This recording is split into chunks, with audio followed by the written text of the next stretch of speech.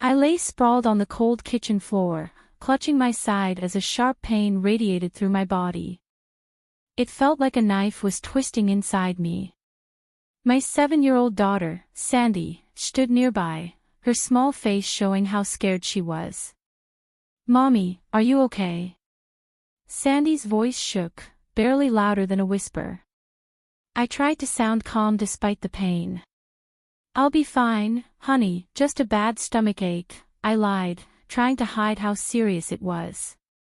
Footsteps echoed through the hallway as my husband, Tom, appeared in the doorway. His face showed annoyance instead of concern. He was ready for his trip, holding his suitcase.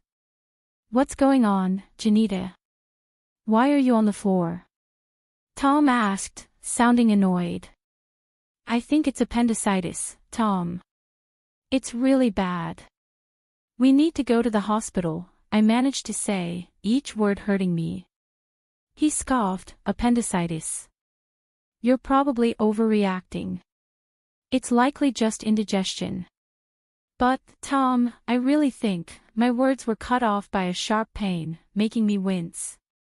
Tom checked his watch, clearly impatient. "I can't miss this trip with Rachel. Just call a taxi or something." I couldn't believe it. "Tom, I can't even move. Sandy's here. I need you," I begged, desperation in my voice. He shook his head, not caring. "I'm sure it's nothing. Call if it gets worse," and with that, he left, his suitcase trailing behind him. I was left alone in pain with Sandy. Sandy's small hands held mine, her tears matching my own. "Mommy, don't be sick. You have to be okay," she cried. I gathered what little strength I had and pulled Sandy close. "I'm here, darling. Mommy's here." With Tom gone, I knew I had to act. With shaking hands, I grabbed my phone and called the only person I knew I could count on, my brother, Daniel. The phone rang, its sound piercing the quiet kitchen. "Hello." Daniel's voice came through, a beacon of hope. "Daniel, it's Janita. I need help. I think it's appendicitis. I can't move and Sandy is scared," I managed to say, each word a struggle.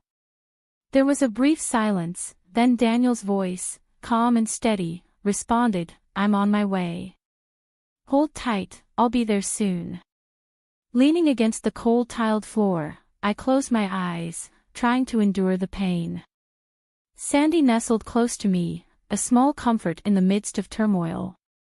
In that moment, a determination grew inside me. Tom's abandonment during my crisis wouldn't be forgotten. It was a deep hurt, a betrayal that marked a turning point.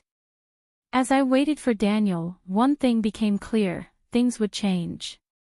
In the hospital bed later, surrounded by sterile walls and beeping machines, a sense of calm settled in. The surgery for my appendicitis went well, but Tom's emotional absence still stung. I had called my parents to care for Sandy while I recovered.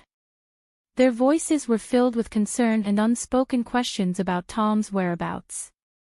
3 days later, I was back home, the physical pain now a dull reminder of the recent ordeal. Sandy greeted me eagerly, her face lighting up at my return. "Mommy, you're back. Are you all better now?" Her innocent question warmed my heart. "I'm getting there, sweetie," I replied, hugging her tightly, grateful for her presence. The peace of our reunion was shattered the next day by the slam of the front door. Tom and his sister, Rachel, burst in, their voices filled with frustration. "Why didn't you pick us up yesterday? We had to spend extra on a taxi and train fares," Tom's accusatory voice rang out as he entered the living room. I felt a surge of anger at his boldness. "Welcome back.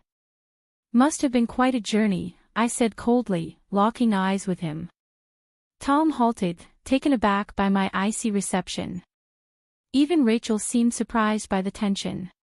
"What's with the attitude, Janita?" Tom demanded. I couldn't hold back anymore.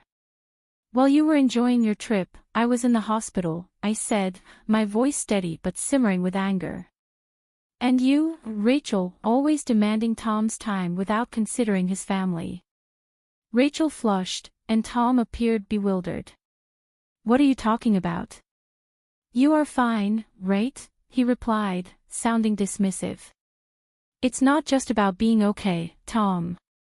It's about being there when your family needs you, I shot back, my frustration boiling over. Before Tom could respond, the living room door swung open, revealing Daniel, our parents, and Tom's parents. 14 eyes, filled with varying degrees of anger and disappointment, fixed on Tom and Rachel. Why is everyone here? Tom's voice faltered, his confidence waning under their collective glare. Taking a deep breath, I channeled my pain and betrayal into words. Tom, you left Sandy and me alone when we needed you the most. I had to go to the hospital, and you weren't there. I've told everything to our families. Tom seemed to shrink under the weight of my words, his usual bravado absent. His eyes darted around, searching for support but finding none. It's not just about this one incident, Tom. It's about all the times you've prioritized Rachel over your own family, my brother Daniel added, his disappointment evident in his voice. Rachel, typically confident, appeared uneasy, shifting her gaze between the floor and the upset faces around her. Tom attempted to defend himself, offering excuses and justifications. The confrontation grew heated, tension thick in the air. But for me, it marked a turning point. I realized I couldn't continue living in the shadow of Tom's neglect. It was time for change, time to assert myself and protect Sandy. The meeting concluded without resolution, but the message was clear. I had the support of both our families, and Tom's careless facade had been shattered. As they departed, Tom's parents glanced at me with sympathy, silently acknowledging their son's shortcomings. That night, as I lay in bed, the events of the day replayed in my mind. I felt a mix of emotions, anger, disappointment, but also a newfound strength. Tom had revealed his true self, and I knew it was time for me to take charge of my life. The days following the confrontation were tense with unspoken words. Tom tried to act as if nothing had changed, but the atmosphere between us was heavy. I spent that time reflecting, realizing the depth of my discontent and the necessity for change. The decision I reached wasn't easy, but it felt crucial, like a breath of fresh air after being stifled for so long. One evening, while Tom casually flipped through TV channels on the couch, I approached him with a folder in hand. My heart raced, but my determination held firm. Tom, we need to talk, I said, my voice steady. He glanced up, a hint of annoyance crossing his face. What now, Janita? I took a deep breath and handed him the papers. I want a divorce. Tom stared at me, disbelief and mockery flashing across his expression. Divorce? That's absurd, Janita. You're blowing things out of proportion. I shook my head, feeling a surge of empowerment. It's not an exaggeration. I've thought long and hard about this. You've consistently prioritized Rachel over me and Sandy. I can't continue like this. Tom sneered. You think you can manage alone? Don't be naive, Janita. His words were meant to hurt, but I stood firm. I'm not naive, Tom. I understand what this means, but I'd rather face uncertainty than continue feeling invisible in my own marriage. He laughed, a cold, bitter sound. Good luck, Janita. You'll regret this once you realize how tough it is out there. I felt my anger rise, but I kept my composure. This is my decision, and I'm sticking to it. For a moment, Tom seemed like he might argue further, but then he shrugged, a smug smirk on his face. Fine, have it your way. But remember, I warned you. As he turned back to the TV, dismissing me once again, I felt a whirlwind of emotions. There was fear, certainly, but also a powerful sense of liberation. I was finally taking charge of my life, stepping out of the shadows. The next day, I started the legal process for divorce. It was overwhelming with all the paperwork and legal steps, but I was determined. My parents and Daniel were supportive, offering help and encouragement during this time. Tom's true nature became clear. He was dismissive and uncooperative, trying to intimidate me into giving up. But I stood my ground, strengthened by my family's support and my growing sense of strength. As time went on, Tom's facade began to crack. The charming, confident man I married revealed himself to be selfish and manipulative, his true self exposed. The divorce proceedings were challenging, but I faced them bravely, each forward step a testament to my newfound determination. I was no longer the woman who lay on the kitchen floor, ignored and in pain. I was reclaiming my life, my dignity, and my happiness. The divorce process was exhausting, marked by Tom's constant attempts to undermine and demean me. In our meetings, he would sneer and make hurtful remarks about my parenting and my future without him. But instead of letting his words defeat me, they fueled my determination to break free from his toxic influence. "Enjoy your struggles," Tom taunted in one of our final meetings. "You'll soon see how good you had it with me." His arrogance infuriated me, but I remained composed. I'd rather face challenges every day than spend another moment with someone who has so little regard for his family. I replied firmly. Tom's smug demeanor briefly faltered, replaced by a flicker of anger. He quickly masked it with a scoff, but I could sense my words had struck a nerve. The day the divorce was finalized brought a strange mix of relief and nervousness. I was finally free from Tom, yet the road ahead seemed daunting. However, as I walked out of the courthouse, a wave of liberation washed over me. In the weeks following our divorce, Tom's life began to unravel. His neglectful behavior and our separation became the gossip of his workplace. Colleagues who had once admired him now looked at him with pity and disdain. His charming facade had crumbled, exposing the pettiness and selfishness beneath. News of our divorce spread throughout our community, largely due to my cousin, who was well connected in our neighborhood. Tom, who had always cared deeply about his image and reputation, found himself the subject of hushed conversations and judgmental stares. Rachel also faced criticism. Her role in our marital problems was now public knowledge. Friends and neighbors began to regard her with suspicion and disapproval. The bond she had with Tom, once unbreakable in her eyes, now seemed strained and uneasy. One evening while picking up Sandy from school, I overheard a heated argument between Tom and Rachel outside their house. Their voices dripped with blame and resentment. "It's your fault we're in this mess, Rachel," Tom yelled, his frustration palpable. "How dare you blame me? You're the one who couldn't hold your family together." Rachel shot back, her voice filled with anger. Their argument was a stark contrast to the united front they once presented. The discord sown by their actions had finally come to fruition, and now they were facing the consequences. As I walked away with Sandy, I felt a sense of vindication. Tom and Rachel were now grappling with the results of their selfish choices. It was a tough lesson, but one they had brought upon themselves. That night, as Sandy slept peacefully in her room, I sat by the window reflecting on the past few months. The journey had been challenging, but it had brought me to a place of strength and self-respect. I had fought for my dignity and for our future.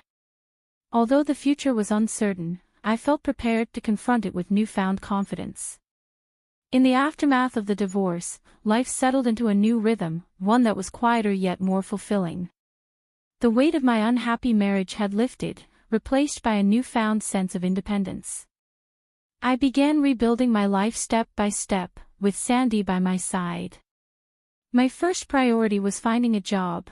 The gap in my resume from years spent focusing on motherhood was a concern, but I was determined. After several interviews, I secured a position at a small accounting firm. The firm, led by a supportive woman who valued working mothers, offered a flexible and understanding environment. It was an ideal fit for me. Sandy embraced the changes with the resilience that only children possess. She started kindergarten, making new friends and eagerly diving into learning. Her laughter and lively conversations filled our home with happiness, a stark contrast to the tense atmosphere of the past. Yet, despite these positive changes, reminders of my past with Tom lingered. One afternoon, while dropping Sandy off at school, I overheard a group of parents whispering, "That's her, Janita. Her husband left her because he couldn't stand being around her anymore," one of them said. Their words stung, but I held my head high. The gossip and judgment were small prices to pay for the freedom and peace I now had. Meanwhile, Tom's life continued to unravel. His pride took a significant hit, and his once flawless reputation was now tarnished. I heard from mutual acquaintances that he had moved back in with his parents, a fact he tried to conceal but eventually became known. Rachel's situation wasn't any better. Her interference in our marriage had isolated her from many friends. The once close siblings were now barely on speaking terms, their relationship strained by blame and regret. As for me, I found solace in the unwavering support of my family. My brother Daniel had moved closer to us, his presence a constant source of comfort. My parents showered Sandy with love, their affection soothing the wounds of the past. One day, while savoring coffee in my kitchen, I reflected on the journey I had endured, the pain, the struggle, and ultimately the liberation. It had all brought me to this moment of peace. I hadn't just survived, I had emerged stronger and more self-assured. The doorbell interrupted my thoughts. Opening it, I found Tom standing there, wearing a look of defeat. "Janita, I'm sorry. I didn't realize what I had until it was gone," he said. His apology, though belated, validated my decision. "Thank you, Tom," I replied gently, "but it's too late. I've moved on." As I closed the door on Tom and the life we once shared, a sense of closure washed over me. That chapter of my life had ended, and a new one was beginning. In this new chapter, I was the author of my own story, free to shape my future as I saw fit. "Sandy." Elle's voice called out from the living room, and a smile spread across my face.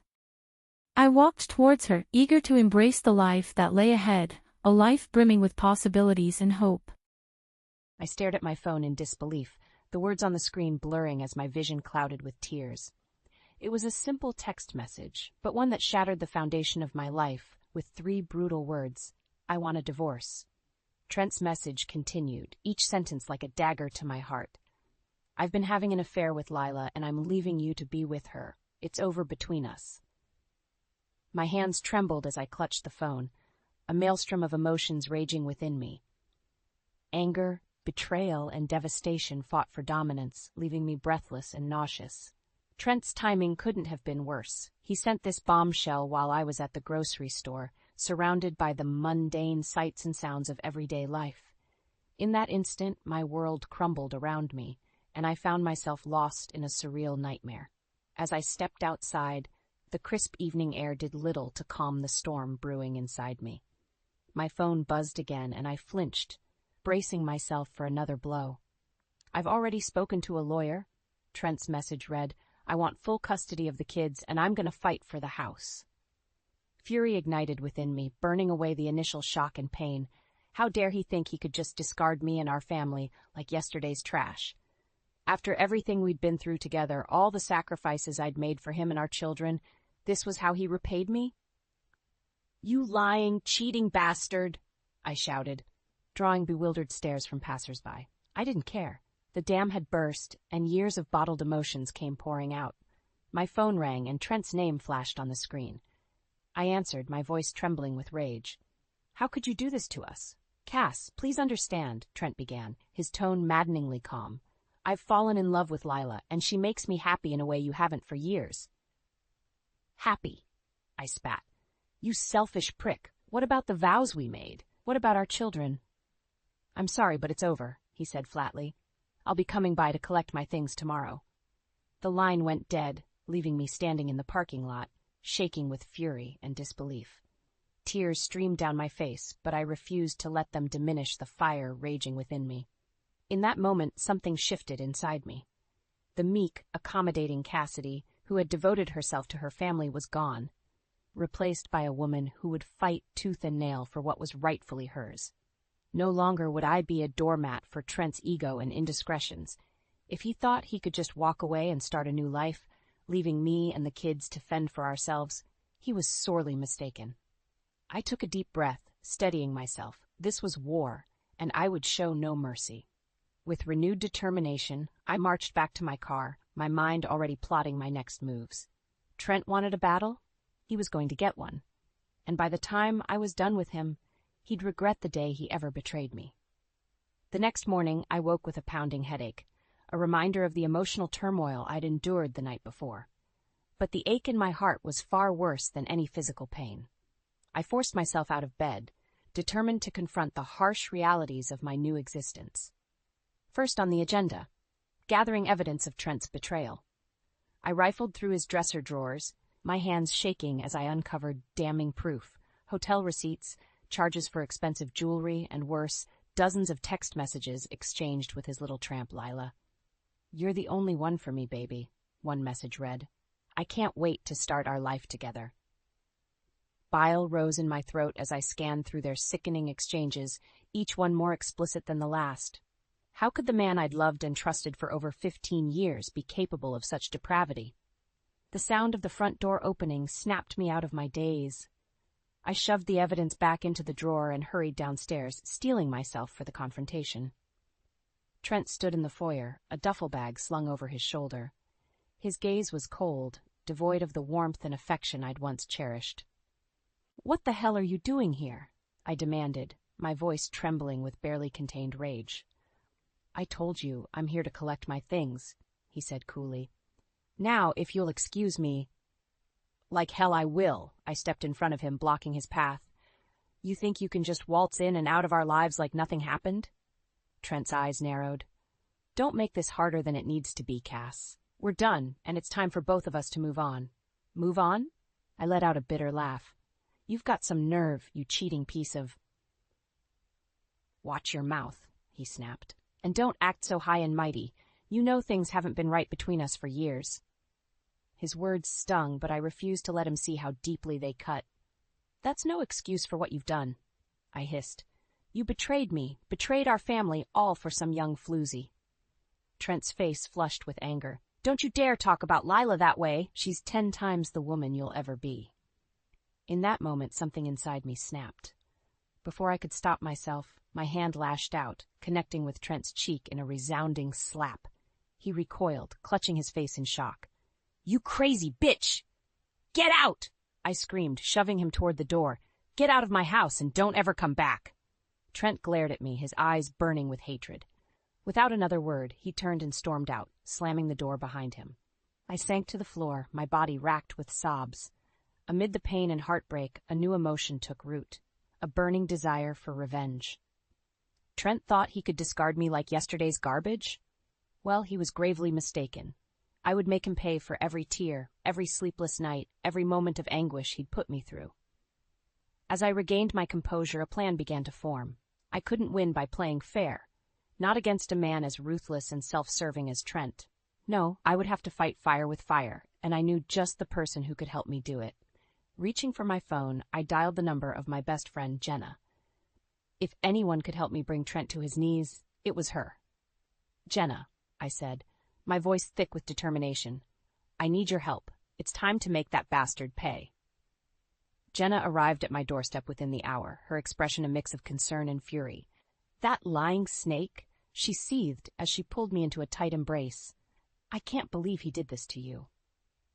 I fought back tears, determined not to let Trent's betrayal break me.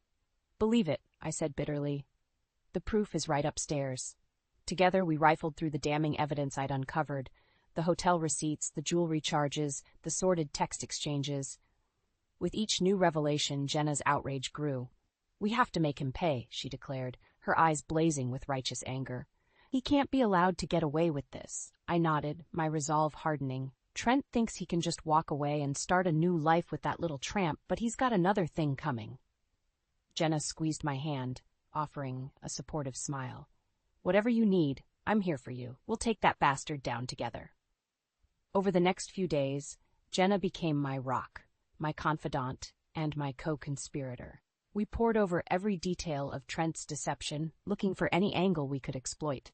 It didn't take long to uncover his underhanded financial maneuvers, secret accounts, offshore holdings, all designed to leave me penniless while he rode off into the sunset with his new plaything. "That deceitful son of a bitch," Jenna snarled as we pieced together the paper trail. "He's been planning this for months, maybe years." "Well, his little scheme ends now," I said, my voice steely with determination. "I won't let him take everything I've worked for." With Jenna's help, I began gathering ammunition, records, bank statements, anything that could be used as evidence against Trent. We would hit him where it hurt, his bank account and his precious reputation. As the days passed, I could feel a remarkable shift taking place within me. The meek, downtrodden woman I'd been was fading away, replaced by a fierce, unstoppable force driven by a thirst for justice. Gone were the self-doubts and insecurities that had plagued me for so long. In their place was a newfound confidence, a belief in my own strength and resilience. I started taking better care of myself, hitting the gym and revamping my wardrobe. With each passing day, I felt more powerful, more in control of my destiny. Jenna noticed the change, too. "Look at you," she remarked one afternoon, a proud grin spreading across her face. "You're like a phoenix rising from the ashes." I flashed her a sly smile. "You ain't seen nothing yet. By the time I'm done with Trent, he'll be the one reduced to ashes." Trent had made the mistake of underestimating me, of thinking I would simply roll over and accept his betrayal. Well, he was about to learn just how wrong he was. As I pored over the mounting evidence, plotting my next move, a delicious sense of anticipation washed over me. The game was afoot, and I was playing for keeps. Trent wanted a war. He was going to get one, and by the time the smoke cleared, he would rue the day he ever crossed Cassidy Monroe. A week had passed since Trent's abrupt departure, and I was ready to strike. Jenna and I had gathered enough evidence to bury him 10 times over, but I wanted the satisfaction of seeing the fear in his eyes when he realized his carefully laid plans were unraveling. I arranged for us to meet at a neutral location, a quiet cafe in the city where we used to love grabbing Sunday brunch. The sight of it twisted my gut, but I refused to let Trent take that from me, too. He arrived exactly at noon, his expression a mixture of confusion and thinly veiled arrogance. "Cass," he said coolly as he slid into the booth across from me. "This is a surprise." I met his gaze, my own eyes steely with resolve. "Cut the crap, Trent. You know exactly why I asked you here." His bravado faltered for just a moment before the smug mask slipped back into place. "If this is about the divorce, I thought I made myself clear. This is about a lot more than that," I interrupted, sliding a thick manila envelope across the table. "Why don't you take a look inside?" Trent eyed the envelope warily, but his curiosity got the better of him. With a dismissive shrug, he tore it open and began rifling through the contents, bank statements, investment records, all documenting the illicit financial web he'd spun. His face paled as the realization set in. "Where did you get these?" he hissed, his eyes darting around the cafe. "That's not important," I said coolly.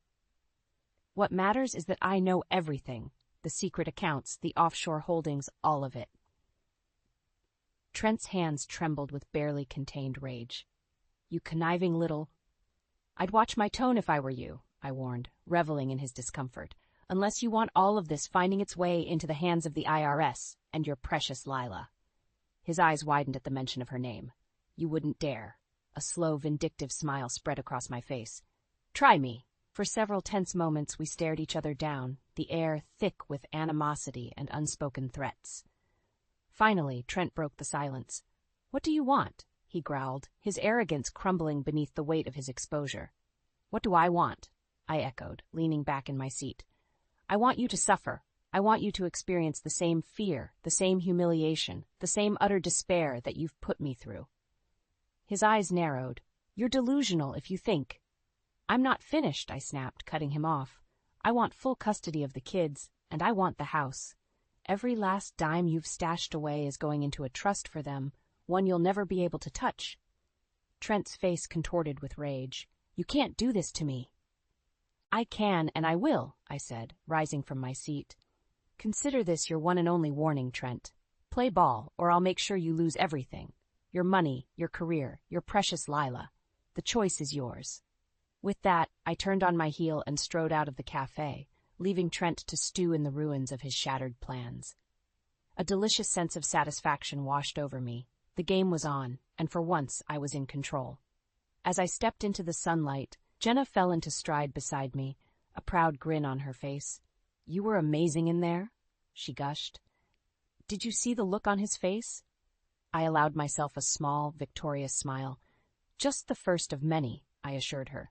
Trent hasn't seen anything yet. The battle lines had been drawn, and I was just getting started. Trent thought he could outsmart me, could discard me and ride off into the sunset with his little plaything. Well, he was about to learn a very painful lesson. You never underestimate a woman scorned. In the days following my confrontation with Trent, a strange sense of calm settled over me. For the first time in weeks, I felt in control of my life. No longer a helpless victim, but a woman taking back her power. Trent had gone into hiding, no doubt licking his wounds and plotting his next move. But I wasn't worried. The ball was in my court now, and I had no intention of playing by his rules. It was during this period of quiet that an unexpected ally emerged. Lila herself. The cheery ring of my doorbell one afternoon heralded her arrival, and I must admit I was taken aback by her presence on my doorstep. Lila, I said, fighting to keep my voice even. What a surprise. She offered me a hesitant smile. Her eyes clouded with uncertainty. I know this is awkward, but I was hoping we could talk. Against my better judgment, I stepped aside to let her in. Whatever her game, I was curious to see it play out. We settled in the living room, an uneasy silence stretching between us. Finally, Lila spoke up. I saw Trent the other day, she began, her voice small. He was a mess. I arched an eyebrow, intrigued. Do tell. Lila Worryline creased her brow. He kept ranting about you, about some kind of evidence you had. Cass, what's going on? For a moment, I debated how much to reveal, but something in Lila's wide, guileless eyes told me she was just as much a victim of Trent's lies as I was. And so I told her everything, the affair, the financial deception, my plans for vengeance. As the sordid tale tumbled out, I watched Lila's expression shift from confusion, outrage. That lying son of a bitch, she spat when I'd finished, her hands clenched into tight fists. He told me. He said he was going to divorce you, that we could finally be together without any secrets. I couldn't help but bark out a bitter laugh. Looks like Trent was playing us both for fools. Tears glistened in Lila's eyes, but they were born of anger rather than sorrow. What are you going to do? A slow, vindictive smile spread across my face. I'm going to burn his entire world to the ground, and I could use a partner in crime. Lila's eyes widened, but she didn't recoil from the implied offer. If anything, her gaze grew more determined.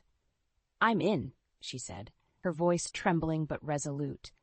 That bastard needs to pay for what he did to us. And just like that, an unlikely alliance was forged. Two women, once pitted against each other, now united in their quest to take down the man who had betrayed them both. Over the next few days, Lila and I pored over every shred of evidence, every damning document, crafting a meticulous plan to completely dismantle Trent's life. We would strike at his finances, his reputation, his very way of life. No stone would be left unturned. Revenge took on an entirely new meaning as Lila and I worked in tandem. What I lacked in knowledge of Trent's personal life, she more than made up for, and what she couldn't provide in terms of resources, I gladly supplied. With each passing day, our bond grew stronger, fortified by our shared trauma and an unshakable thirst for justice. We were an unstoppable force, and Trent would soon feel the full brunt of our wrath. As we put the finishing touches on our scheme, Lila turned to me, her eyes blazing with determination. You ready to make that bastard pay? She asked, her voice laced with anticipation. I flashed her a wolfish grin. More than ready. Let's light this candle. Trent's downfall was all but assured. He thought he could play us, could shatter our lives without consequence. Well, he was about to learn just how wrong he was. The game was afoot, and we were playing for keeps. The day of reckoning arrived sooner than I expected. Lila and I had meticulously plotted every move, gathered every shred of evidence, and laid the trap with exquisite precision. All that was left was to spring it, and watch as Trent's world came crashing down around him. It began with a series of anonymous tips to the IRS, detailing the intricate web of offshore accounts and shady financial dealings we'd uncovered. Within days, the auditors were swarming, and Trent's once immaculate records were being picked apart. Next, we leaked the incriminating text messages and hotel receipts to the local media, along with photos and videos that left no doubt as to the tawdry nature of Trent's affair. His sleazy exploits were plastered across every newspaper and news channel, his indiscretions laid bare for the world to see. I'll never forget the look on his face when he stormed through my front door that fateful morning, his eyes wild with panic and rage. "You crazy bitch," he roared, spittle flying from his lips. "What have you done?" I rose from the couch, unfazed by his outburst. "Me? I haven't done anything, Trent. I'm just an innocent party in all of this." His gaze shifted to Lila, who stood beside me, her arms folded across her chest in defiant solidarity. "You," he snarled, rounding on her. "You did this, didn't you? You vindictive little—" "Watch your mouth," I warned, stepping between them. "Your quarrel is with me, not her." Trent's face contorted in an ugly sneer. "This isn't over, Cass. Not by a long shot. You think you've won, but I'm going to bury you. I'll take the kids, the house, everything." I wouldn't be so sure about that. The new voice belonged to my lawyer, Mr. Davidson, who strode into the room with a grim expression. "Mr. Davidson?" Trent sputtered, his bravado faltering. "What's going on here?" The lawyer fixed him with a withering stare. "What's going on, Mr. Monroe, is that your underhanded financial dealings have been brought to light. The IRS is already preparing charges of tax evasion and fraud, and that's just the tip of the iceberg." Trent's face drained of color. But my money is being seized as we speak," Mr. Davidson continued, relentless, "along with your assets, your property, and quite possibly your freedom." "You can't do this," Trent cried, panic lending a shrill edge to his voice. "I'll fight this. I swear to God." Mr. Davidson shook his head, his lips curling into a thin, humorless smile. "I'd save my energy if I were you, Mr. Monroe. The evidence against you is overwhelming, and it's only a matter of time before the other shoes drop." As if on cue, Trent's phone began ringing incessantly, no doubt a barrage of calls from his frantic colleagues and erstwhile lovers. With shaking hands, he pulled it from his pocket, his eyes widening in horror as he scanned the incoming messages. No, this can't be happening. But it was. His sordid affairs, his financial crimes, every last skeleton he'd tried so desperately to keep buried, was being violently exhumed and laid bare for all to see. In that moment, I allowed myself a fleeting sense of triumph. We had well and truly dismantled Trent's life, bringing him to his knees just as he had done to me. As the reality of his downfall set in, Trent turned to me, his eyes burning with impotent fury. "You won't get away with this," he spat, his words laced with venom. "I'll make you pay if it's the last thing I do." I met his gaze, unflinching. "I'm counting on it." With a dismissive flick of my hand, I turned away, signaling the end of our interaction. Trent had been utterly destroyed, both personally and professionally, and there was nothing he could do to stop it. The battle was won, and I had emerged victorious, lean, resolute, and unbowed by his attempts to break me.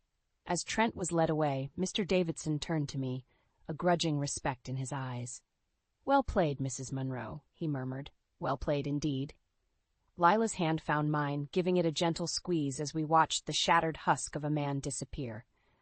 The road ahead would be long and arduous, but I was ready to face it head-on. Trent's betrayal had nearly broken me, but in the end it had gifted me with something far more precious, the strength to fight for myself and my future. As I looked toward the dawn of new beginnings, one thought echoed through my mind: let the karma begin. The weeks following Trent's downfall were a whirlwind of activity. Lawyers, accountants, and investigators swarmed around me, dismantling the tangled web of deceit he'd so carefully constructed. With each passing day, new revelations of his misdeeds came to light, and the full extent of his betrayal became glaringly apparent. Through it all, I remained stoic and resolute, my thirst for vengeance tempered by a growing sense of relief. The nightmare was finally over, and I could begin to rebuild my life on my own terms. Lila proved to be an invaluable ally during this turbulent time. We grew closer than I ever could have imagined, bound by our shared trauma and the knowledge that we had taken down a true monster together. "You're one tough cookie, Cass," she remarked one evening as we shared a glass of celebratory wine. "I don't know how you managed to keep it together through all of this." I allowed myself a rueful smile. Believe me, there were times when I wanted to curl up and just disappear, but then I'd remember what that bastard put us through, and it would harden my resolve all over again. Lila nodded, her expression somber. "He'll get what's coming to him. The courts, the law, they'll make sure of that." "I hope so," I murmured, swirling the rich liquid in my glass. But part of me wants more than just a court ruling or a prison sentence. Lila arched an eyebrow, intrigued. "What did you have in mind?" A slow, predatory smile spread across my face. A little taste of his own medicine. The opportunity to exact my ultimate revenge came sooner than expected. One crisp autumn evening, a familiar figure appeared on my doorstep, a haggard, broken shell of the man who had once sworn to love and cherish me. "Cass," Trent rasped, his eyes sunken and haunted. "We need to talk." I eyed him warily, taking in his disheveled appearance and the stench of cheap whiskey that clung to him. "Talk," I echoed, unable to keep the disdain from my voice. "About what exactly?" "Your complete and utter disgrace." He flinched as if I'd struck him, but soldiered on. "Please, Cass, I'm begging you. Give me a chance to explain, to make things right." Despite my better judgment, I allowed him to enter, if only to witness the full extent of his pathetic groveling. Trent sank into the nearest chair, his hands trembling as he struggled to collect his thoughts. "I've lost everything," he croaked, his voice thick with emotion. "My job, my money, my reputation, all of it gone, because of my own stupidity and arrogance." I said nothing, watching him impassively as he slowly unraveled. "And Lila," a bitter laugh escaped his cracked lips, "she took off the moment the truth came out, took whatever she could grab and vanished, just like that." "Did you expect anything less?" I asked coolly. "She was using you, just like you used me." Trent's head fell into his hands, his shoulders shaking with silent sobs. "I've made so many mistakes, Cass. Hurt so many people, especially you. He lifted his head, his eyes shimmering with unshed tears. "I'm so sorry for everything. If I could take it all back, I would in a heartbeat." For an endless moment, I simply stared at the broken husk of a man before me, weighing his words and pleas for absolution. Finally, I spoke. "Did you really think some half-baked apology would undo the years of pain and anguish you put me through?" I asked, my voice hard as steel. "The lies, the betrayal, the disrespect. Did you honestly believe a few crocodile tears would absolve you of all that?" Trent opened his mouth, but I silenced him with a sharp gesture. "Save your breath," I spat. "You made your choices, Trent, and now you're living with the consequences. You thought you could just toss me aside like garbage for some younger piece of ass, leave me with nothing while you rode off into the sunset?" I rose from my seat, looming over his shriveled form with a cold, merciless glare. "Well, you were wrong, dead wrong, and now you'll spend every day haunted by that mistake, tormented by the knowledge that you threw away the best thing you ever had on a whim."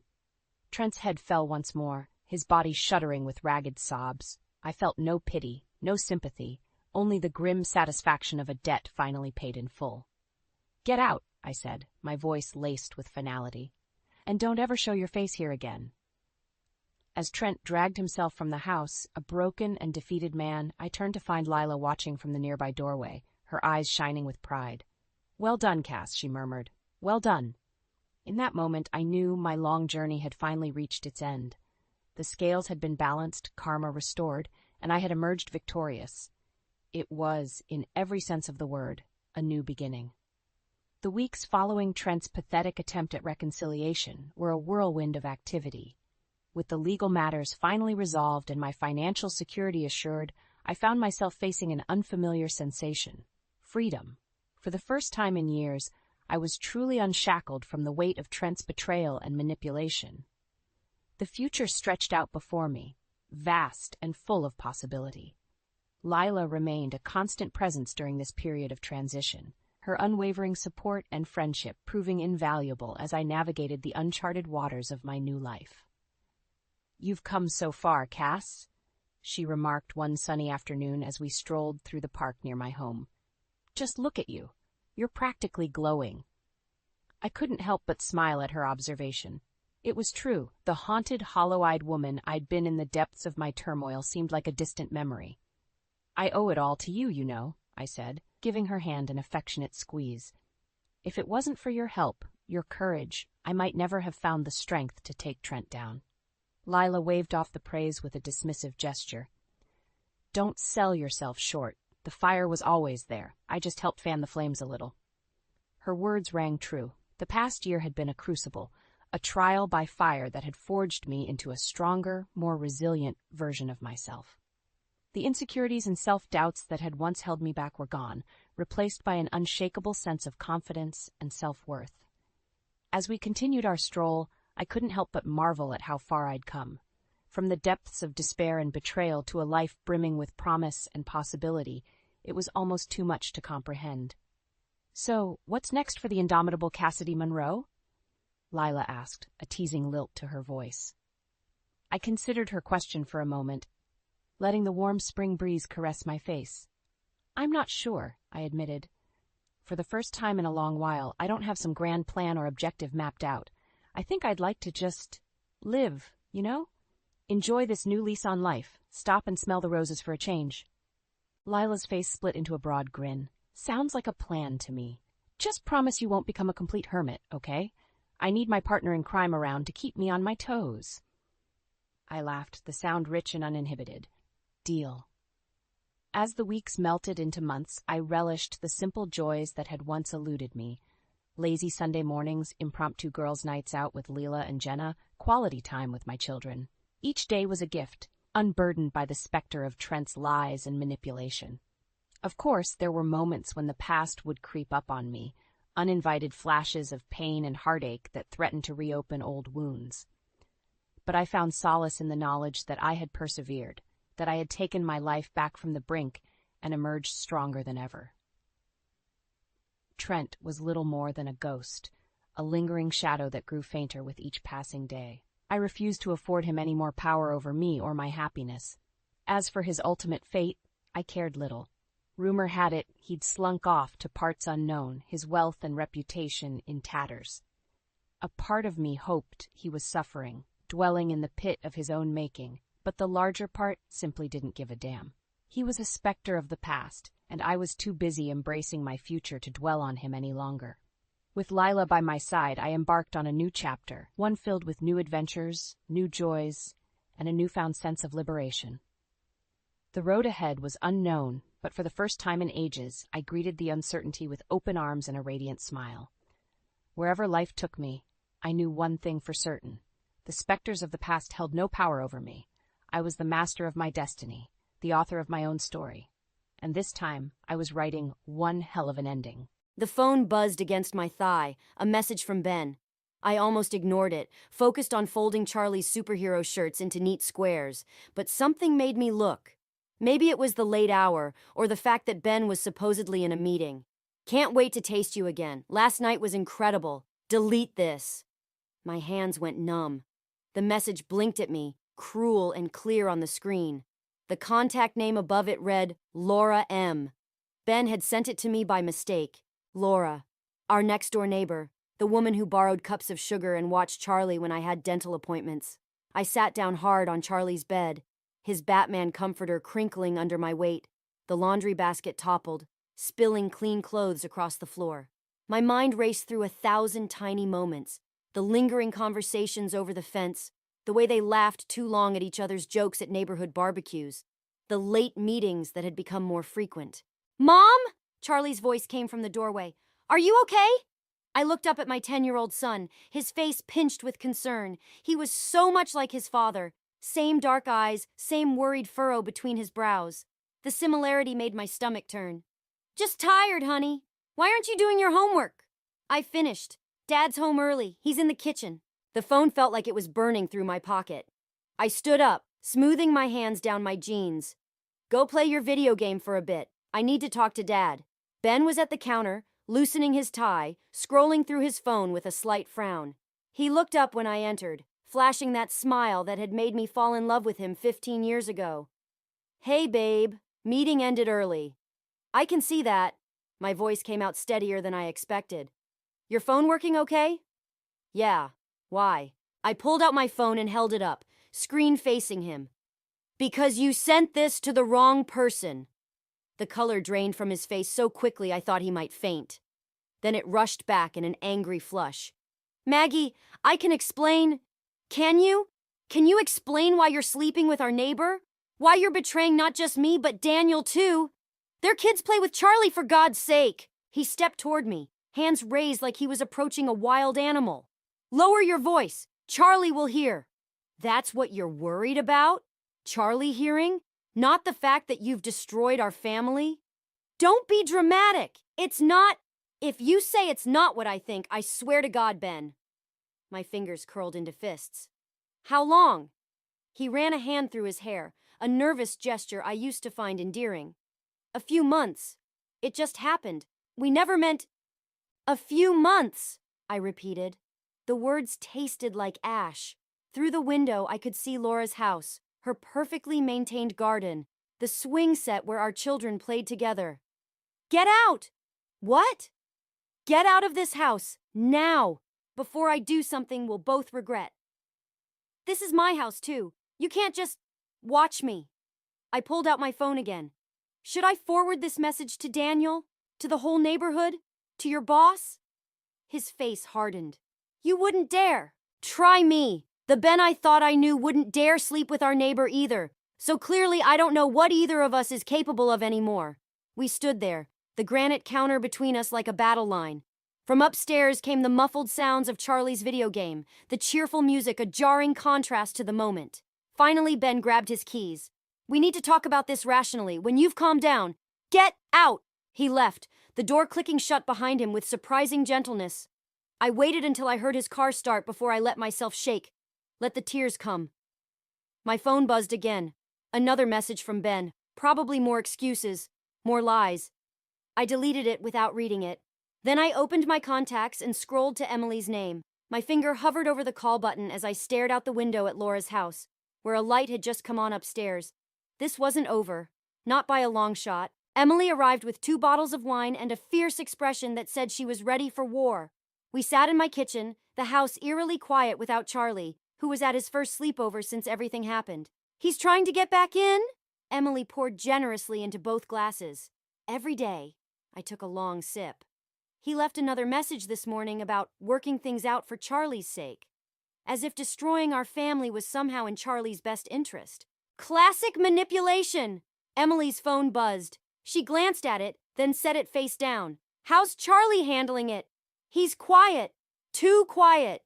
Yesterday he asked if we could still go to the Mitchells' pool party next weekend." The wine turned bitter in my mouth. Can you imagine? Standing there watching Laura parade around in her designer swimsuit, pretending she hasn't been sleeping with my husband? "Don't go. Send Charlie with me and Kevin." Before I could respond, movement caught my eye through the window. Daniel Mitchell was in his driveway, loading boxes into his car. Even from here, I could see the tension in his shoulders, the mechanical way he moved. "He knows," I said suddenly. "Daniel knows, or at least suspects." Emily followed my gaze. "How can you tell?" "Because that's exactly how I looked 3 days ago before the text. Like I was sleepwalking through a nightmare I couldn't quite remember." A knock at the door made us both jump. Ben stood there, and my heart did that terrible lurch it always did now. Part love, part hatred, part crushing disappointment. "I need to get some things," he said when I opened the door. "Won't take long." "Fine." I stepped aside, letting him pass. Emily's presence seemed to throw him off balance. He headed upstairs while Emily and I watched in silence. A few minutes later, he came down with a duffel bag. "Where are you staying?" I asked, hating that I cared enough to ask. "The Marriott downtown." He hesitated. "Charlie's at Tommy's?" "Yes." "Good. That's good." He shifted the bag on his shoulder. "Maggie, can we talk? Privately? Anything you need to say, you can say in front of Emily." His jaw tightened. "This isn't helping anyone. We need to discuss this rationally, like adults. Think about Charlie." "Don't!" My voice cracked. Don't you dare use our son to justify what you did. I'm not justifying anything. But this Cold War isn't sustainable. Laura and I... Get out! Emily stood up, her voice low and dangerous. Now! He left, the door closing with that same infuriating gentleness. Through the window, I watched him walk to his car. As he pulled away, Daniel Mitchell appeared at the end of his driveway, staring after Ben's car with an expression I recognized all too well. I need to talk to him, I said. Daniel, are you sure that's wise? He deserves to know. And maybe... I trailed off, watching Daniel return to his boxes. Maybe we can help each other. Be careful, Emily warned. Revenge might feel good, but it can consume you. This isn't about revenge. But even as I said it, I knew it wasn't entirely true. It's about justice, about consequences. Later that night, after Emily left, I sat in Charlie's room, folding the last of his laundry. My phone buzzed with a text from an unknown number. I know about Ben and Laura. We should talk. Daniel. I stared at the message for a long time, thinking about consequences and justice and the thin line between the two. Through the window, I could see Laura's silhouette moving behind their bedroom curtains, probably getting ready for bed, probably thinking she was safe in her perfect little world. I typed back, tomorrow, coffee shop on Main, 10 a.m. The response came immediately. I'll be there. I put the phone down and picked up Charlie's favorite stuffed dinosaur, the one he'd had since he was 3. Everything I did now would affect him, would shape his understanding of love and trust and family. But so would letting Ben and Laura's betrayal go unpunished. The dinosaur stared back at me with its worn button eyes, offering no answers. But I already knew what I had to do. Daniel's laptop screen cast a blue glow across his face as he pulled up the bank statements. We sat in his home office, the house empty while Laura took their kids to soccer practice. The irony wasn't lost on me. Here we were, 2 betrayed spouses, hunched over financial records like detectives. There, he pointed to a series of transactions. Every month for the past 6 months, Laura's been transferring $5,000 to an account I've never seen before.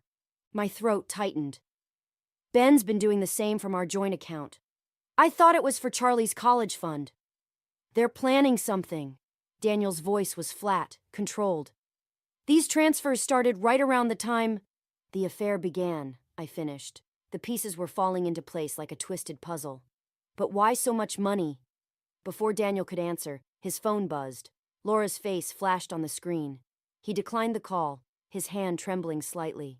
She's been asking about the investment account, he said. Wanting to make another transfer. I've been stalling. I leaned closer to the screen, scanning the numbers. Wait, look at these dates. The transfers always happen right after Ben's business trips. Laura's spa weekends, too.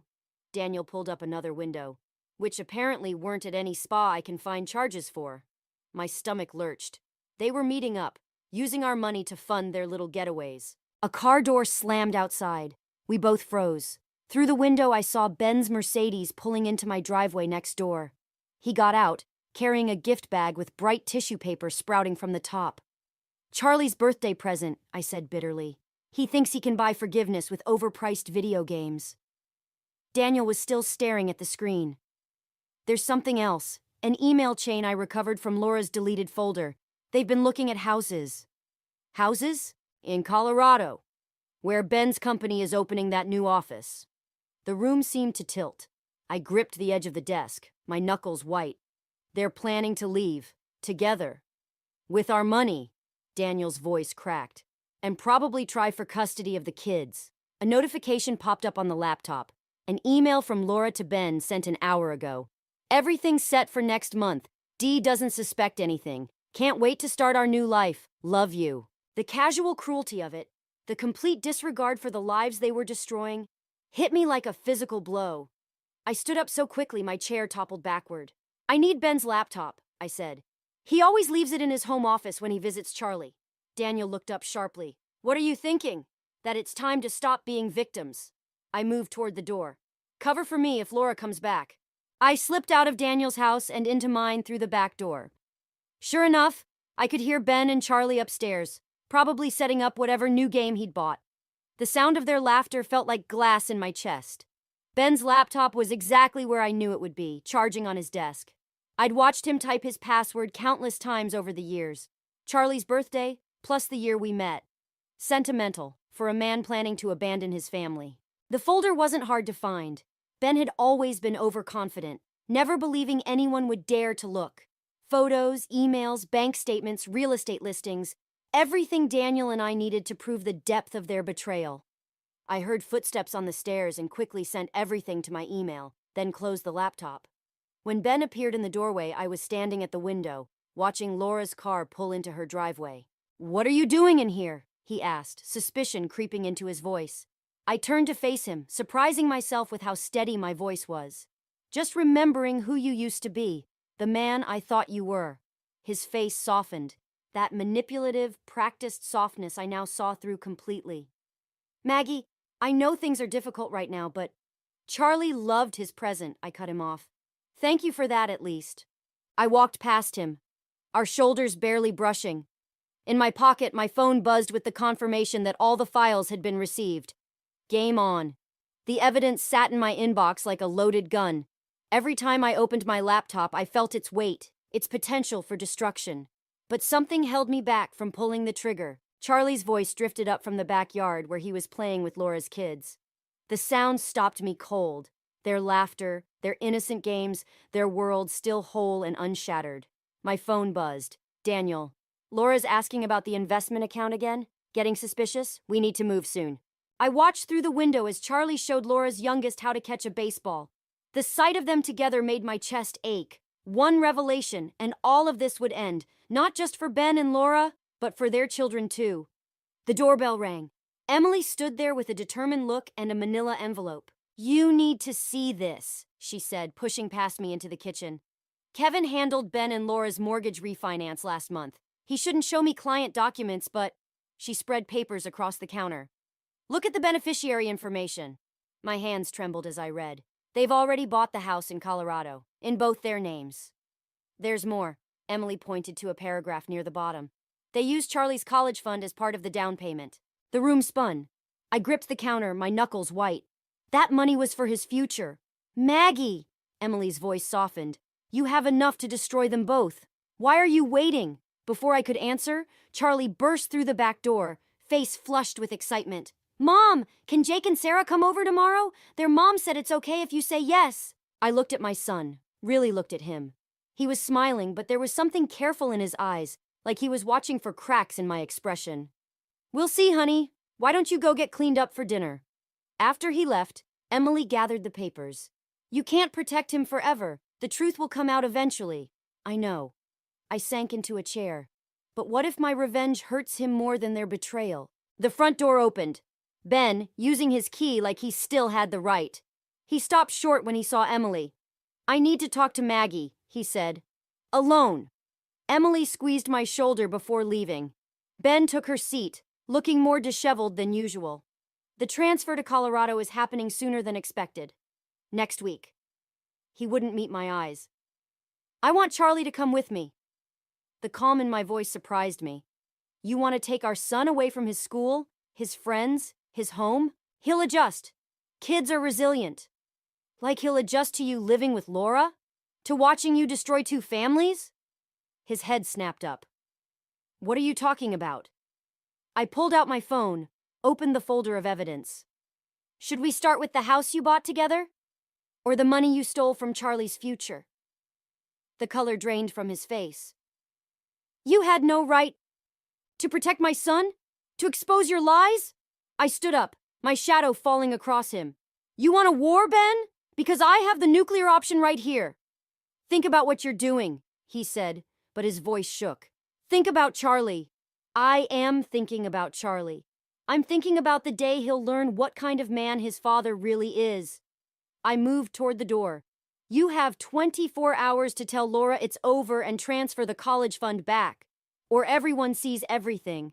You're bluffing." I opened the door. "Try me." After he left, I called Daniel. "We need to meet tonight." "I'm ready," he said.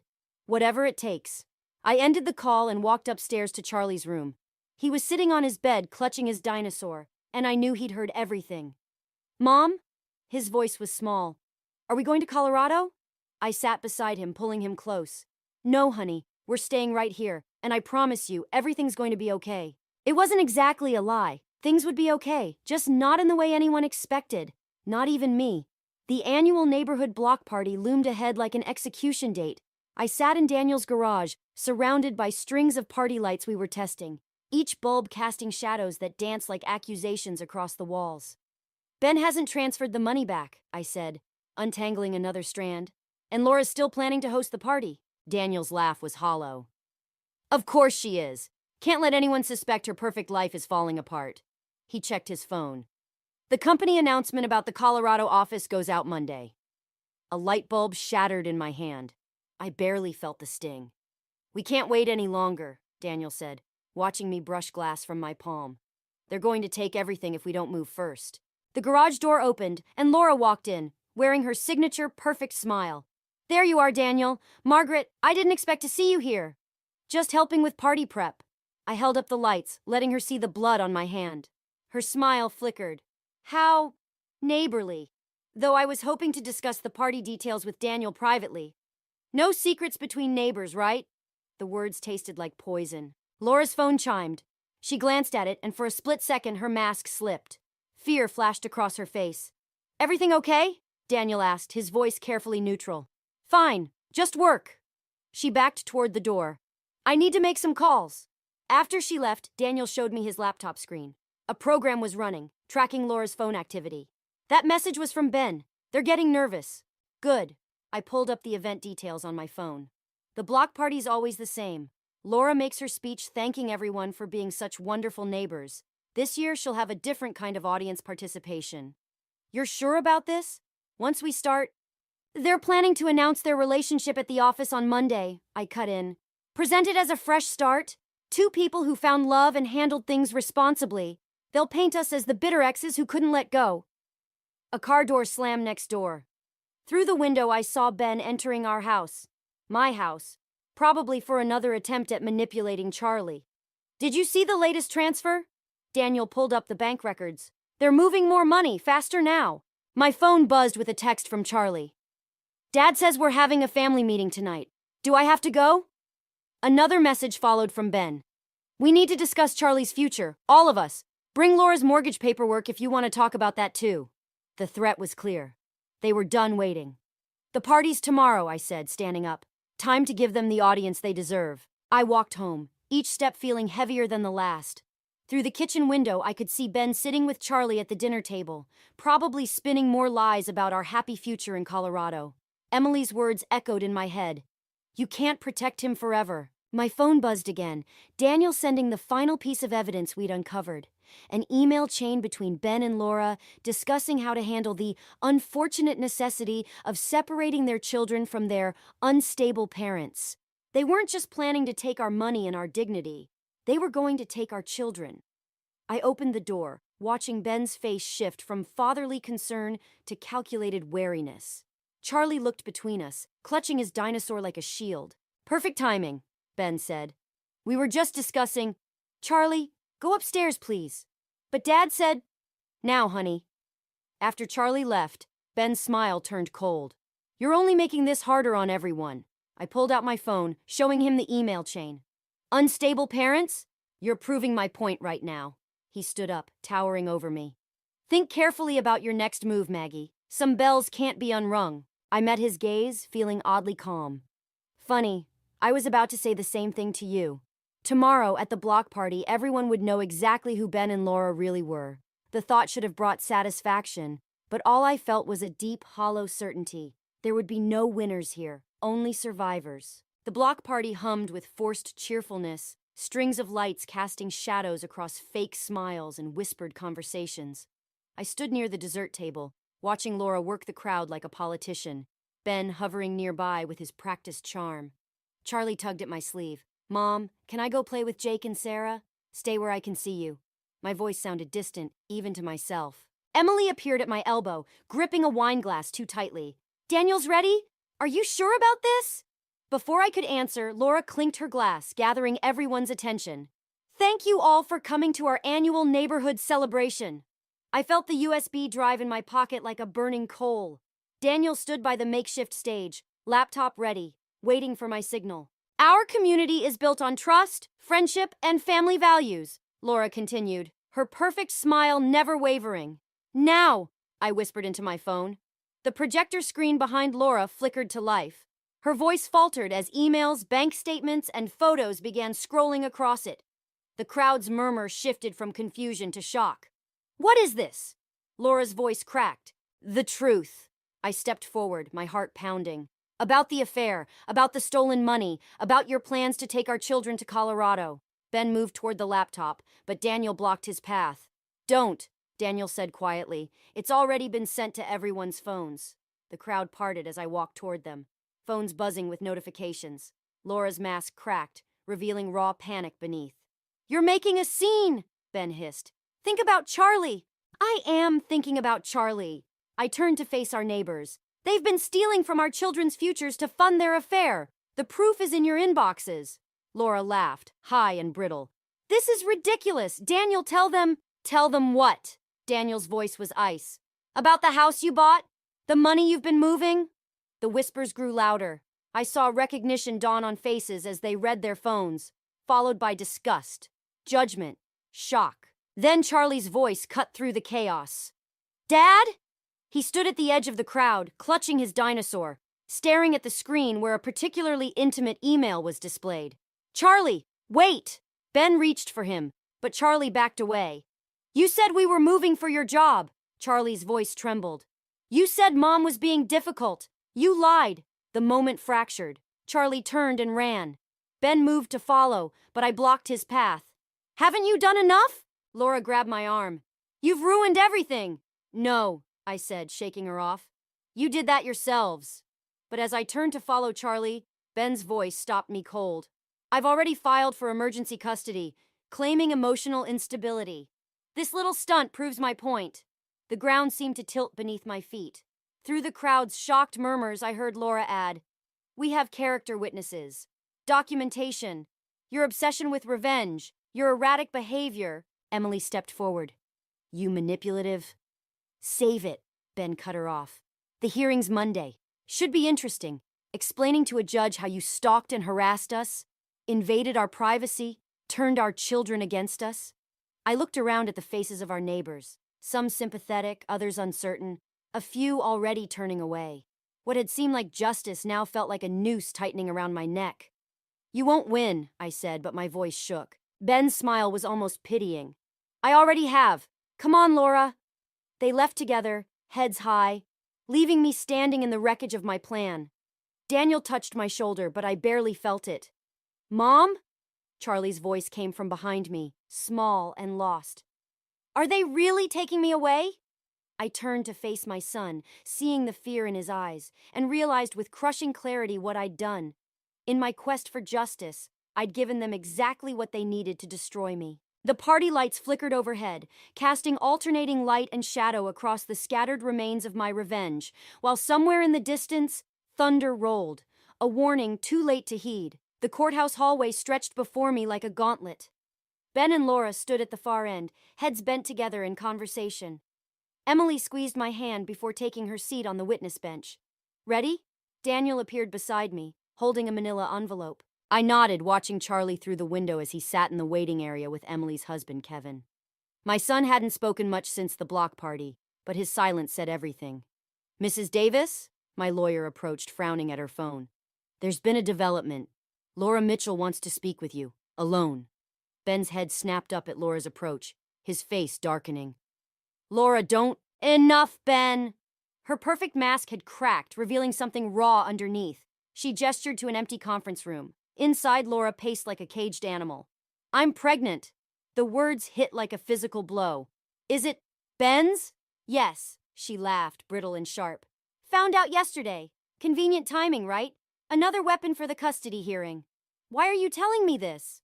Because I saw Charlie's face at the party. She stopped pacing. I saw what we did to him. What we're still doing. Before I could respond, the door opened. Ben stood there, fury radiating off him in waves. Whatever you're thinking, don't, he warned Laura. I found something else yesterday, too. Laura pulled out her phone, hands shaking. While packing for Colorado. Tell her about the offshore accounts, Ben. The ones you've been moving company money into. The color drained from Ben's face. You're lying. Am I? She turned to me. He's been embezzling for years. The house, the affair, it was all funded with stolen money. I have proof. Shut up! Ben grabbed for the phone, but Daniel appeared in the doorway, blocking his exit. The company's already investigating, Daniel said quietly. Anonymous tip. Ben's facade crumbled. In that moment, I saw him clearly. Not the charming man I'd married, but a cornered animal, desperate and dangerous. You really want to do this? He turned to me. Fine. Let's tell the judge everything. How you hacked my computer. How you and Daniel conspired. Tell them. Charlie's voice came from behind Daniel. He stood there, clutching his dinosaur, eyes bright with tears and determination. I'll tell them too. About the lies. About Colorado. About everything. Charlie, go back outside, Ben ordered. No! Charlie stepped into the room. I heard you and Laura talking last week. About the money. About making Mom look crazy so you could take me away. Laura pressed her phone into my hand. Everything's here. The accounts, the transfers, the emails, planning it all. I'm done protecting him. You'll lose everything, Ben hissed at her. I already have. She rested a hand on her stomach. But I won't let you destroy anyone else. The bailiff appeared in the doorway. Judge is ready. I looked at the phone in my hand, then at Charlie's determined face, and finally at Ben, the man who'd thought he could take everything from me. The hearing's canceled, I said. We're going to the police instead, right now. You can't? Watch me. I turned to my lawyer. Call the district attorney and the SEC. Ben lunged for the phone, but Daniel caught him. In the struggle, Charlie's dinosaur fell, splitting open along a seam. Papers spilled out. Documents Charlie had been secretly collecting, overheard conversations he'd written down, dates and times of suspicious calls. My son had been building his own case all along. Ben sagged in Daniel's grip, seeing the evidence of his son's quiet rebellion. Laura was already talking to the bailiff, confessing everything. I knelt beside Charlie, gathering his scattered notes. Why didn't you tell me? You were protecting me, he said simply. I wanted to protect you, too. Outside the conference room, I heard the growing commotion as police arrived. Ben's carefully constructed world was crumbling, but Charlie's hand was warm in mine, anchoring me to what really mattered. Sometimes the best revenge isn't about destroying your enemies. It's about protecting what they never truly valued in the first place. The moving boxes made our living room look smaller. Charlie sat cross-legged on the floor, carefully wrapping his dinosaur collection in newspaper. Through the window, I could see Daniel loading his own moving truck, heading for a fresh start on the other side of town. Found something, Charlie said, pulling a crumpled paper from inside his favorite T-Rex. Another one of his secret notes, dated from before everything fell apart. I sat beside him, smoothing out the page. His childish handwriting documented a conversation between Ben and Laura about their Colorado dreams, followed by a simple question. Why isn't Mom enough? I don't need this anymore, Charlie said, balling up the paper. We're okay now, right? The newspaper headline on the coffee table caught my eye. Tech executive faces embezzlement charges. Ben's corporate headshot stared back at me, his practiced smile now seeming hollow. We're more than okay, I said, helping Charlie wrap another dinosaur. We're free. The doorbell rang. Laura stood there looking different, softer somehow, her perfect facade replaced by something more human. Her pregnancy was starting to show. The company's releasing the recovered funds, she said, holding out an envelope. Your portion of what Ben stole. Daniel has his too. I took the envelope without opening it. How are you doing? Taking it day by day. She touched her stomach. The baby deserves better than a prison visiting room, but she'll know the truth when she's old enough. No more perfect lies. Charlie appeared in the doorway. Is it a girl? Laura nodded, tears threatening. Would you like to be her honorary big brother? Help her understand things someday? Maybe, Charlie said, considering. If Mom says it's okay. The simple trust in his voice made my throat tight. After everything, he still looked to me for guidance, for protection. We'll see, I said. One day at a time.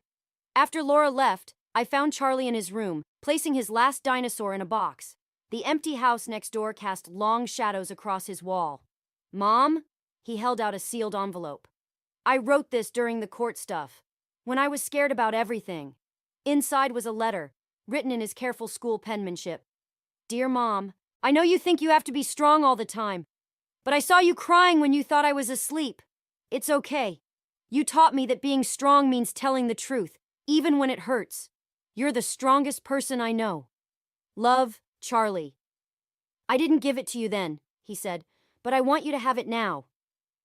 I pulled him close, breathing in the familiar scent of his hair.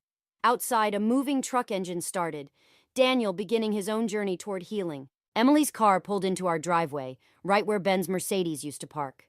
She'd been helping us pack, preparing for our move to the smaller house across town. Not running away, just starting fresh. Ready for pizza? She called through the window. Kevin's bringing Charlie's favorite, Charlie brightened. Can we eat it picnic style, since all the furniture's packed? Perfect idea. As Charlie ran downstairs, I looked around his half-packed room. The dinosaur collection was safely boxed, but one remained on his windowsill. The T-Rex with the split seam, the one that had carried his secret evidence. He'd repaired it carefully, the stitches small and precise. Like the dinosaur, we weren't broken anymore. Changed, scarred maybe, but stronger where we'd been mended. I picked up another box, feeling its weight. Not just possessions, but memories. Lessons learned, truths finally spoken. Below, Charlie's laughter mixed with Emily's voice, the sound of our chosen family coming together. Some would call it karma, how everything turned out. But standing there, surrounded by the pieces of our new life waiting to be unpacked, I realized it was something simpler. It was justice, yes. But more than that, it was freedom. The freedom to be imperfect, to be honest, to be ourselves. And that was better than any revenge could ever be. More gravy, Derek? I asked, forcing a smile as I held up the gravy boat. My husband of 2 years gave me a withering look. This turkey is so dry I'd need to drown it to make it edible, he grumbled. I froze, the boat hovering stupidly in my hand. Dry turkey? Impossible. I'd hired Chef Marcello, one of the top chefs in the city, to prepare this meal. It had cost me a small fortune, but I wanted our first Christmas dinner as husband and wife to be perfect. Derek's complaint stung. I'd gone to such lengths, only to have him criticize my efforts in front of both our families. Oh, come now, it's not that bad, his mother Ruth protested. Here, just needs more gravy. She scooped a big spoonful onto Derek's plate, shooting me an apologetic look. More gravy isn't going to rescue this disaster, Derek snapped. He shoved his plate away in disgust. Anger flared within me. How dare he disparage my cooking, and on Christmas no less? I wanted nothing more than to hurl the gravy boat at his impeccably gelled head. But I held myself back. Derek didn't know about my secret chef, and his family didn't know about our charade of a marriage either. Outwardly, I was the doting wife, slaving away in the kitchen to make my husband happy. I'm sorry the turkey isn't to your taste, I said softly. I did try my best. Derek snorted derisively. Well, clearly your best isn't good enough. Honestly, Eliza, I can't fathom how someone could mess up a simple turkey this badly. Simple turkey? This from a man whose idea of cooking was microwaving frozen burritos. I wanted to scream at him, but I swallowed my fury and turned meekly to my mother. Maybe you could show me your recipe again sometime. I really thought I had it right. My mother's eyes flashed with anger on my behalf, but she simply patted my hand gently. It's fine, dear. My recipe takes some practice. We'll work on it together. She shot a glare at Derek. Perhaps if your husband pitched in more in the kitchen, he'd know how difficult cooking can be. Derek bristled, opening his mouth for an angry retort. But his father, Michael, intervened. Now. No need to ruin Christmas dinner with petty squabbles. Eliza clearly worked hard on this meal, so let's just enjoy it, shall we? He gave his son a quelling look. With a huff, Derek turned sullenly back to his plate, sawing angrily at the turkey as if punishing it for its dryness. I hid a satisfied smile. Oh, he had no idea what was coming. I had barely even begun to ruin his Christmas. Just then the doorbell rang. Right on time. I'll get it, I said quickly. I ignored Derek's glare as I practically sprinted for the door, heart hammering with anticipation. This was it. My revenge began now. I took a deep breath and composed myself. Then I opened the door with a bright smile. Chef Marcello, so wonderful of you to stop by. I ushered the distinguished older gentleman into the foyer. Behind me, I heard the clatter of dropped silverware as my guests took in the unexpected arrival. Marcello inclined his head graciously. Of course, madame. I wanted to compliment you on the meal. It was prepared to perfection. I turned to Derek with an icy smile. Surprise, darling. I didn't actually cook this dinner. Chef Marcelo did. Funny how even a professional got it so terribly, terribly wrong. Derek looked like he wanted to melt into the hardwood floor. His face turned bright red as Chef Marcelo gave a slight bow. My apologies for the deception, the chef said smoothly, but Madam requested I keep my involvement discreet. My mother pressed a hand to her chest, eyes wide. My dad just shook his head in disbelief, but it was Derek's parents who reacted most strongly.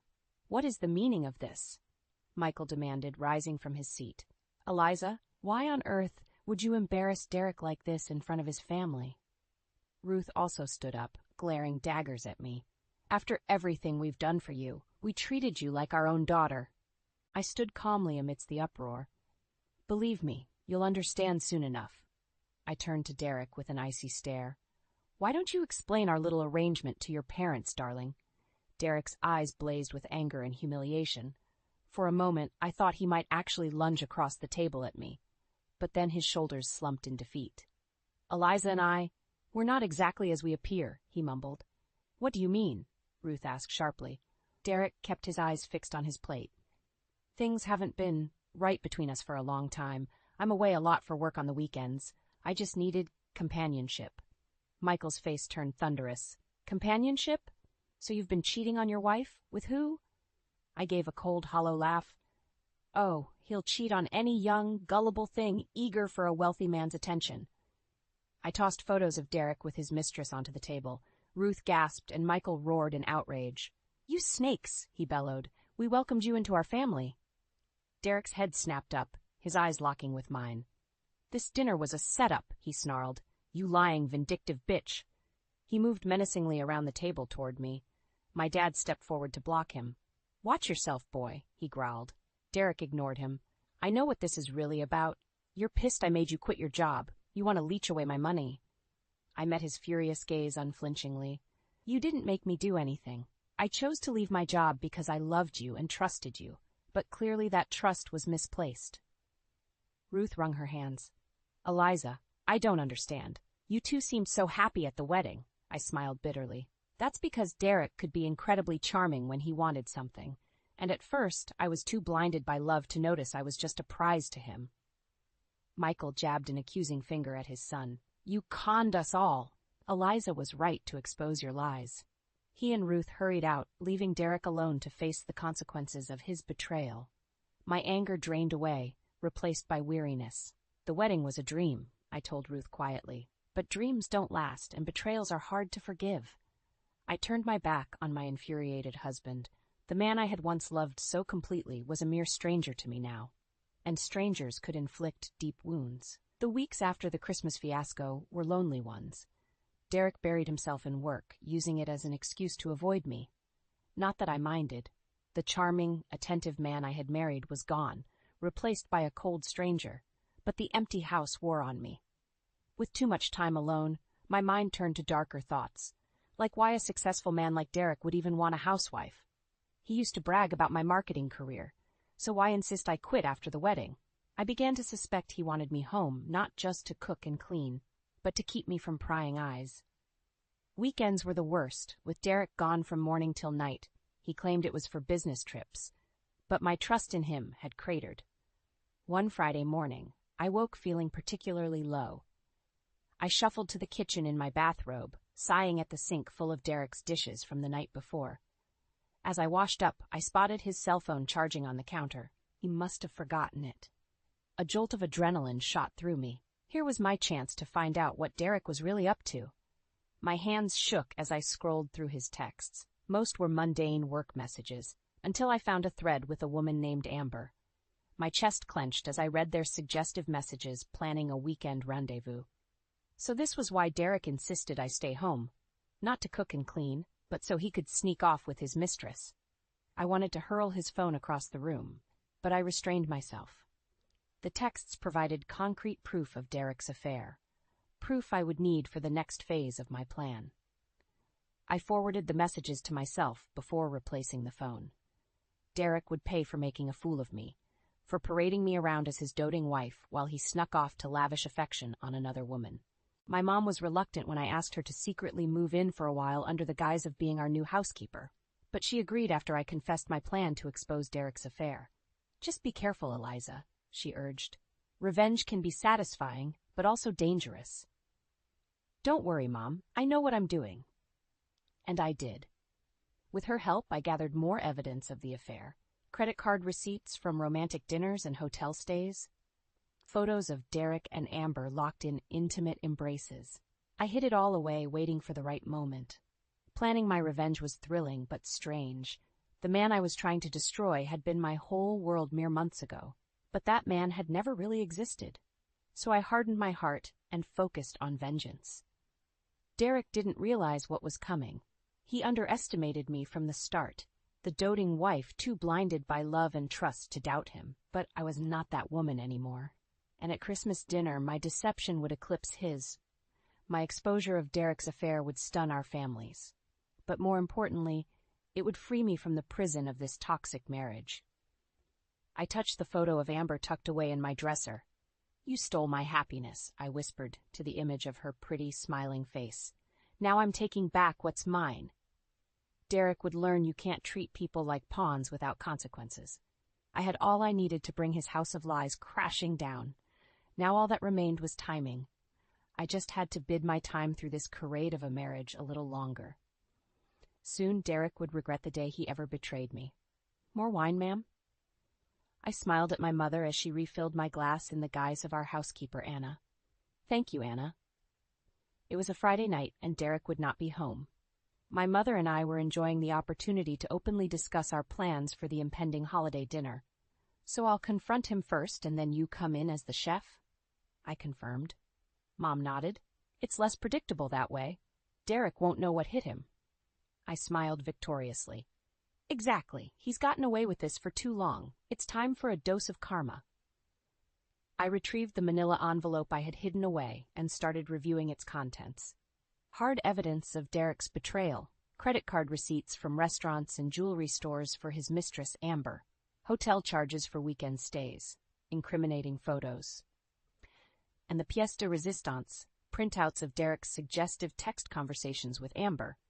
Mom peered over my shoulder and whistled. "Wow, you've really done your homework here. Derek won't have a leg to stand on." I felt a surge of pride. Gathering this evidence had required meticulous planning and patience, but soon it would all pay off. I figured we need overwhelming proof, even if his family are reluctant to believe it at first, I explained. Seeing their precious son for who he really is won't be easy for them. Mom shook her head, her expression a mix of sadness and anger. "I still can't believe Derek would do this. He seemed like such a nice young man." I sighed, thinking back to those idyllic early days with Derek, how charming and attentive he'd been. I think that was just an act. The real Derek, the one who insisted I quit my job and stay home, is controlling and dishonest. An act to hide his true nature. I had fallen for it completely, but not anymore. "Well, after Christmas he won't be deceiving anyone else," Mom said firmly. We clinked glasses in anticipation of Derek's comeuppance. I savored the prospect of finally making him pay. "Oh, and I have one more surprise in store," I said with a wink. "I invited Amber to the dinner. She thinks she'll be meeting Derek's parents. Won't she be shocked to see me instead?" Mom gasped delightedly. "Eliza, that's absolutely diabolical. I love it." I grinned, feeling energized and empowered. For too long I had played the role of dutiful, naive wife. No more. Derek didn't realize it yet, but everything was about to change. "Don't worry, I was careful about how I contacted her," I assured Mom. "Derek won't suspect a thing." Soon I would take back my independence, exposing Derek's web of lies to our families in the process. He had hurt me deeply, but he had also awakened a vindictive side I didn't know I possessed.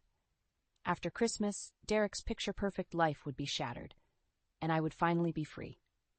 Christmas morning dawned crisp and clear. I should have been full of warm cheer for the holiday. Instead, my heart hammered with anticipation for the dinner ahead. In the kitchen, Mom and I prepared the meal, ensuring everything was perfect. Well, perfect except for Derek's dry turkey. We giggled conspiratorially as we deliberately ruined it. This will really send him into a rage when he thinks you made it, Mom said gleefully. She sobered quickly, though. You're sure you want to go through with this, Eliza? I nodded firmly, ignoring my nervous flutterings. I'm sure. Exposing Derek is the only way I'll be free of him. Mom squeezed my shoulder. Okay, just remember, we're in this together. Together. Unlike my sham of a marriage built on Derek's lies. Anger stirred in my gut, overcoming any last reservations. I was ready. I paid meticulous attention to my appearance before the guests arrived, styling my hair just so and applying flawless makeup. I needed to look composed and confident, not like a scorned wife. Derek arrived first, kissing my cheek perfunctorily. House looks nice, he said with a glance around. Well, make sure dinner doesn't ruin it. I forced a smile. I hope it exceeds your expectations. Oh, it would exceed them all, right. But not in the way Derek anticipated. My nerves threatened to resurface as the families gathered, but I kept my poise. Only Mom knew the tempest brewing inside me. At last, we were all seated around the table laden with food. Derek's parents heaped praise on the spread. This looks wonderful, Eliza, Ruth said. You've outdone yourself. Outdone herself, indeed. I nearly laughed out loud. Ruth had no idea a professional chef prepared this meal, but she would soon enough. Let's dig in, Derek said, carving into the turkey. He lifted a bite to his mouth, chewing slowly. I held my breath. His face darkened. It's so dry I can barely swallow, he spat, throwing down his fork angrily. Did you even cook this thing fully, Eliza? And there it was, my cue. I made a show of looking hurt at first. Then I stood slowly, fire in my veins. Actually, Derek, I didn't cook this at all. Chef Marcello handled the whole meal. I stepped aside with a theatrical sweep of my arm as Mom entered, right on time in her chef's uniform. A collective gasp rang out around the table. Derek froze, eyes wide with shock and rage. I smiled coldly. Surprise, darling. It seems even the best chef in town couldn't satisfy your palate. Derek leapt to his feet. How dare you embarrass me like this? He jabbed a finger at me. This little stunt just proves you're nothing but a petty, vindictive bitch. I didn't flinch. Sticks and stones, Derek. Now sit down. We're just getting started. The room crackled with tension. Derek's parents looked bewildered and alarmed. My father sat ramrod straight, ready to intervene if needed. This was it. My moment had arrived. Derek glared at me, fists clenched. The rest of the family looked on warily. I smiled coldly. What's wrong, darling? You seem nervous. Enough games, Eliza, Derek growled. Explain yourself right now. I shrugged. It's quite simple. You've been lying to everyone about our marriage while carrying on an affair behind my back. Gasps erupted around the table. Derek's mother grasped his arm. Derek, is this true? He yanked away angrily. Of course it's not true. Eliza is clearly having some kind of mental breakdown. He turned on me, seething. I don't know what's gotten into you, but you're going to regret this little stunt. I laughed derisively. Oh, am I? That's interesting, considering I haven't even gotten to the best part yet. I slapped the manila envelope down onto the table. Derek eyed it warily. What's that? Michael asked in a hard voice.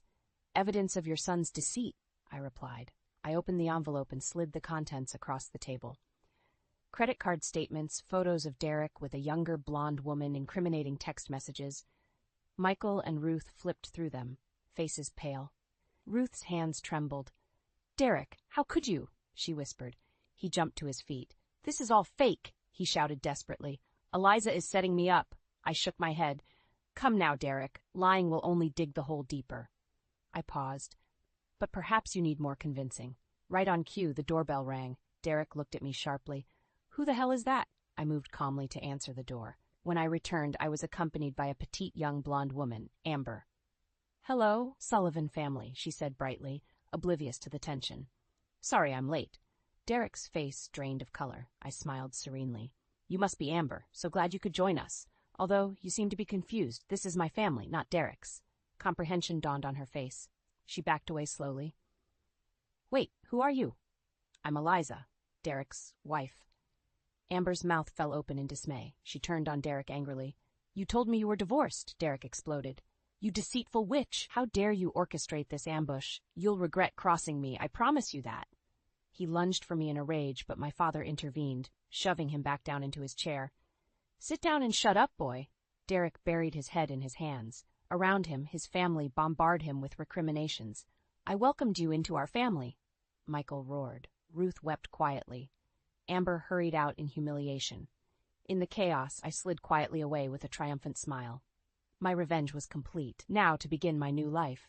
Derek sat motionless amidst the barrage of recriminations from his family. I stood calmly, arms folded. "Well, Derek, anything to say for yourself?" I asked mildly. He leapt to his feet, pointing a trembling finger in my face. "You deceitful bitch. This little show changes nothing between us." I raised an eyebrow. "Doesn't it? Because your family seems quite convinced now about your despicable character." Michael grabbed Derek's shoulder roughly. "Your wife just exposed you as a liar and a cheat, and you have the gall to insult her?" Derek wrenched away angrily. "This is ridiculous. You're all going to just take her word over mine?" Ruth dabbed at her eyes with a napkin. "It's not just her word, Derek. The evidence is clear, the credit cards, the photos." Her breath hitched on a sob. "How could you betray us all like this?" Derek's confident facade was crumbling. Good. I wanted him to feel the same humiliation I had felt at his hands. "Those photos prove nothing," he insisted, but the fight had gone out of him. He knew the battle was lost. I almost felt pity for him then. He looked so defeated, so small, a far cry from the swaggering, domineering husband I had known. But then I remembered the lonely weekends, the endless hours fretting over his lies. My resolve hardened. "Face it, Derek, your double life has been exposed. Did you really think you could keep deceiving everyone forever?" He sank down into his chair. All arrogance fled. In its place was a broken, desperate man. "Eliza, please," he croaked. "We can work this out." I stepped forward and lifted his chin. "The time for working things out disappeared the first night you crawled into bed with Amber. We're through." Michael grasped Derek's shoulder, fury etched on his face. "You've shamed our family for the last time. I don't ever want to see you again." Ruth sobbed quietly, dabbing at her eyes. "To think we welcomed you into our family. We treated your wife like a daughter." Her eyes flashed angrily at Derek. "You disgrace us all." They turned away, supporting each other as they left him alone to nurse his wounds. He reached for me weakly. "Eliza?" I pulled away, skin crawling at his touch. "We have nothing more to say. I'll be filing for divorce immediately." He crumpled, head in hands. I walked away without looking back. The man I had loved was gone, if he ever even existed. All that remained was a pathetically broken shell. I stepped outside into the bracing air. The cold chilled my tear-streaked cheeks, but I breathed deeply. I was finally free. In the icy air outside, I gulped lungfuls of breath, exhilarated by my victory. Inside, Derek remained trapped in the wreckage of his ruined life. I had gambled everything on this confrontation, unsure if I could really topple the pillar of lies supporting my marriage. But Derek's web of deceit lay in tatters. The revealing of his double life was my emancipation. I left Derek to wallow in self-pity and slipped back inside. In the dining room, Amber sat crumpled against the wall, sobbing into her hands. She flinched when she saw me. "I'm sorry," she choked out. "I didn't know he was married." Looking at her tear-stained face, my anger evaporated.